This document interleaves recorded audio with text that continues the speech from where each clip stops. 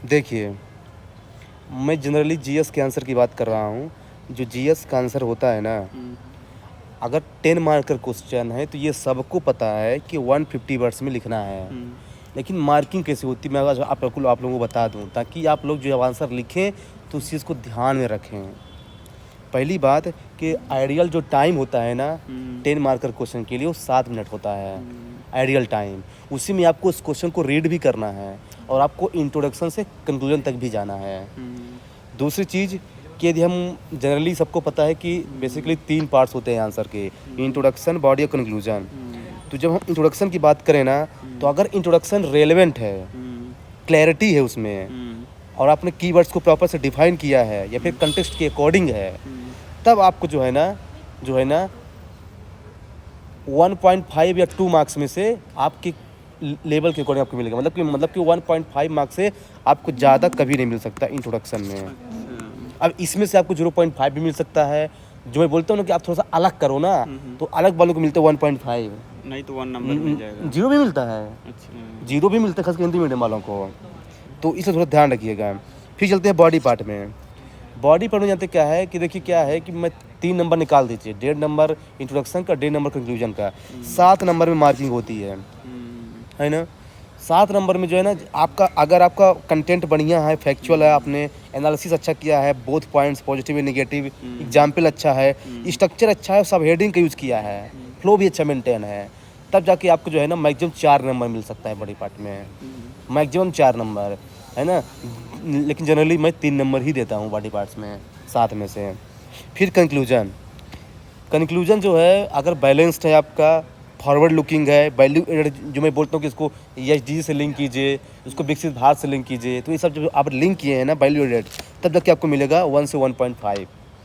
तो basically ideally जो है ना, यदि आपका आंसर बिल्कुल एक्सीलेंट है, तब आपको 10 में से जो है ना, मान लीजिए कि आपको 1 मार्क्स मिल जाएगा इंट्रोडक्शन में, 1 मार्क्स कंक्लूजन में, और जो है ना 4 से 4.5 मार्क्स बॉडी पार्ट में, यानी 5 से 6 मार्क्स जो है ना आपको मिल सकता है 10 मार्क में, जब आपका परफेक्ट आंसर है तब बात कर रहा हूँ। तो इस चीज़ को ध्यान रखिए आप लोग।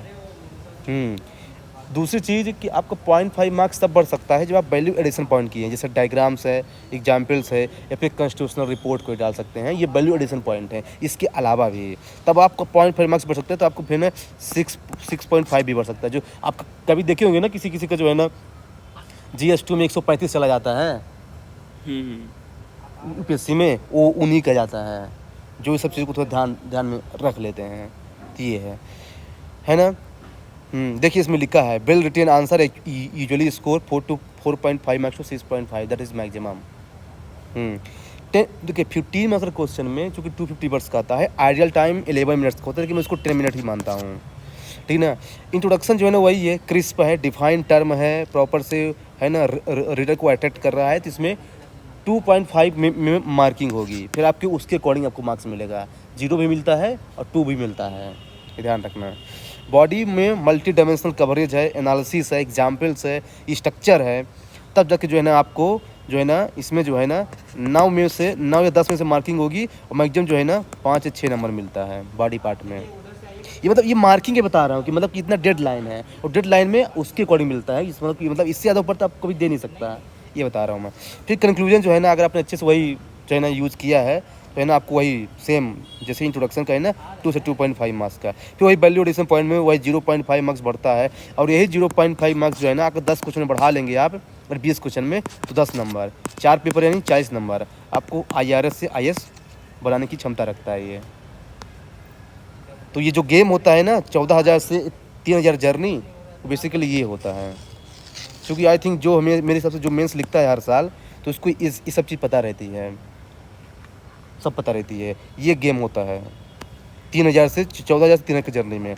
आइडियल मार्क्स जो है ना 6.5 से स्टार्ट होता है, और जो है ना ये 8 या 9 तक भी चला जाता है। 9 तो रेयर जाता है, लेकिन 8 तक जा सकता है एक्चुअली। दूसरी चीज़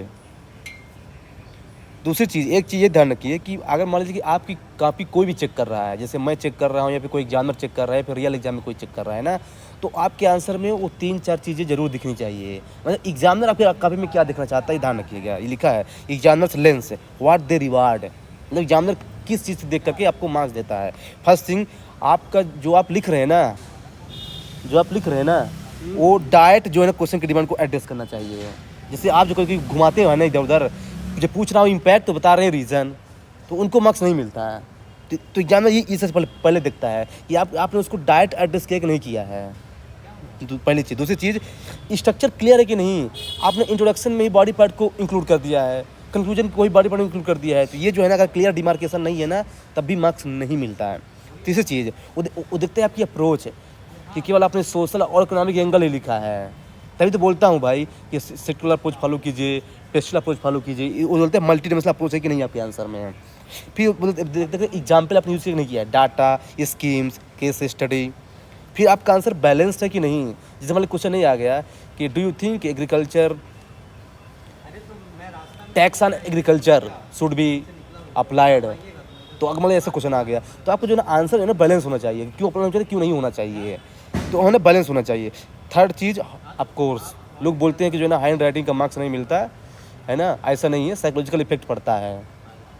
भाई आप मार्केट जाते हैं, अगर कोई अच्छा चीज़ दिख रही है तब उसको पहले देखते हैं, तो वैसे ही है, साइकोलॉजिकल इफेक्ट पड़ता है एग्जामिनर का कि हाँ इसका हैंड राइटिंग क्लीन है, नीट है, तो थोड़ा सा कहीं ना कहीं जो है ना 0.5 मार्क्स एक्स्ट्रा बढ़ा सकता है वो। मतलब अलग से मार्क्स नहीं बढ़ाएगा वो, पर टोटल मार्क्स में से 1-2 नंबर आपको एक्स्ट्रा दे सकता है वो, तो ध्यान रखना, उसका साइकोलॉजिकल इफेक्ट पड़ता है हैंड राइटिंग का भी।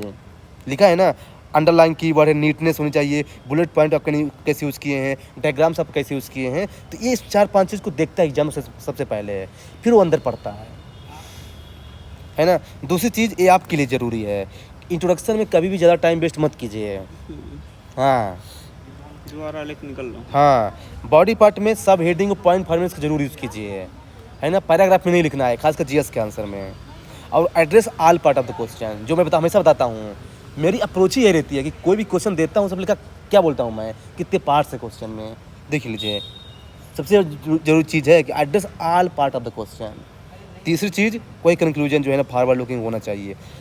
हाँ, जैसे यहाँ पे एक चीज़ देख लीजिए, 10 मार्कर के क्वेश्चन में जो है ना, यदि आपको 3 से कम मिल रहा है ना, मतलब बिलो एवरेज है, तो आप तो 14,000 में भी नहीं आएंगे। एवरेज मतलब कि 3 से 3 IRS बना देगा 3.5, ये 14,000 वालों में नहीं, इंटरव्यू कॉल ही नहीं आएगी।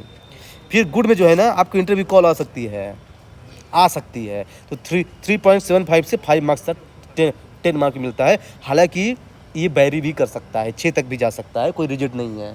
दूसरी बात, 15 मार्क क्वेश्चन में जो है ना बिलो एवरेज 4 है, एवरेज जो है ना 4 से 5.5 या 6 तक हो सकता है, और जो 6 से एवरेज ज़्यादा है, 6 से 7, 8 जो भी है, वो है ना गुड आंसर माना जाता है। तो ये कुछ नहीं, ये मार्किंग स्कीम होती है, इस चीज़ को समझिए आप लोग, क्योंकि आप लोग अब उस टाइम पे आ गए हैं जहाँ पे आप लोग जो है ना चीज़ों को समझना पड़ेगा। This is the high time. तो ये जो है ना, ये इन सब चीज़ों को जो है ना मैं फॉलो करता हूँ, जो मेरे को बताया गया है काफ़ी चेक करने से पहले। मैं सोचा कि आज आप लोगों को मैं क्या कर दूँ, शेयर कर दूँ।